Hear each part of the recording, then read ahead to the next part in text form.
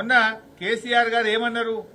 11 నెలలలో ఈ రాష్ట్ర ప్రజలు తాము ఏం కోల్పోయారో అర్థం చేసుకుంటున్నారు అని కేసీఆర్ గారు అన్నారు. ఇందులో తప్పు ఉన్నదా? ఈయన రేవంత్ రెడ్డి అంటాడు తెలంగాణ ప్రజలు ఏమీ కోల్పోలేదని, పైగా ఎంతో పొందారని రేవంత్ రెడ్డి గారు మాట్లాడుతున్నారు. ఏం పొందిండ్రు నాయన? ఏం పొందిండ్రు? నేను చెప్తా, లెక్కలతో సహా ఆధారాలతో సహా ఏం కోల్పోయారో నిరూపించడానికి నేను సిద్ధంగా ఉన్నా.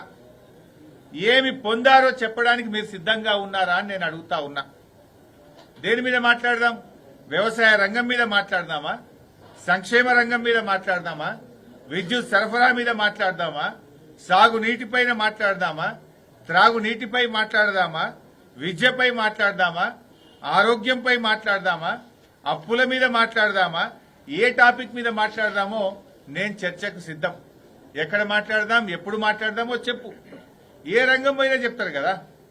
ఈ దవాఖానాలలో పోతే మందులు లేవు, కేసీఆర్ కిట్ బంద్ అయింది, న్యూట్రిషన్ కిట్ బంద్ అయింది, ఎక్స్పైర్డ్ గోళీలు ఇస్తున్నారు మీరు దవాఖానాలలో పోతే. వ్యవసాయ రంగంలో పోతే కేసీఆర్ ఉండంగా ఇచ్చిన రైతు బంధు బంద్ అయిపోయింది, అయిందా లేదా? కరెంటు రంగం చూస్తే రైతులకు మున్పట్లాగా కరెంటు వస్తలేదు, కాలిపోయే మోటార్లు, పేలిపోయే ట్రాన్స్ఫార్మర్లు, మళ్ళా వచ్చిరాని కరెంటుతో రైతులు గోసలు పడతా ఉన్నారు. మంచినీళ్లు కేసీఆర్ ఉండగా మిషన్ భగీరథ నీళ్లు ప్రతిరోజు వచ్చినాయి. ఇప్పుడు ఆ నీళ్లు కూడా కొన్ని గ్రామాలకు రాని పరిస్థితి, త్రాగునీటి కోసం కూడా ప్రజలు ఇబ్బంది పడుతున్న పరిస్థితి. విద్య మీద మాట్లాడదామా? ఇవాళ కూడా నాగర్ కర్నూలు జిల్లాలో ఈ పురుగులన్నం మేం తినమని అన్నం కూడా ఎత్తుకొని వచ్చి హైవే మీద కూర్చున్నారు విద్యార్థులు. ప్రతిరోజు ఎక్కడో ఒక దగ్గర విద్యార్థులు రోడ్ల మీద కూర్చుంటున్న పరిస్థితి.